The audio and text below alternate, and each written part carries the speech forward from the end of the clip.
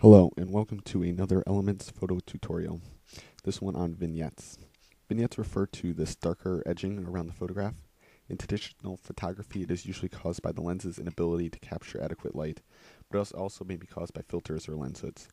If you want to do a vignette in camera, that would be my suggestion, to try a lens hood on a wide-angle lens. Now, in most cases, you try to avoid vignetting, but under certain conditions, it has its benefits. And it's really an effect best accomplished in an editing program, where you don't actually alter any of the image's information.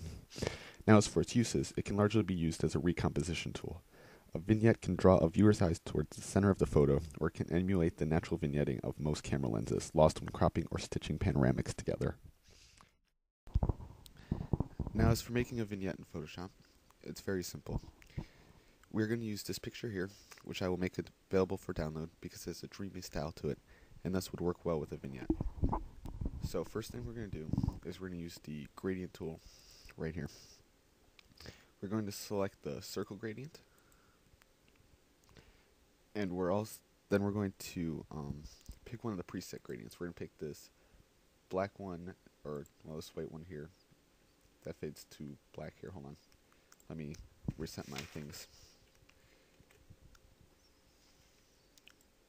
Oh, sorry, hold on. Let me reset everything here. Alright, we're going to pick the one that fades to black here. And then we're going to move the white opacity stop right here to probably about 3/4 of the way. Now, what you want to do is you want to select the reverse box so that it fades inward as opposed to having a circle and fades outwards.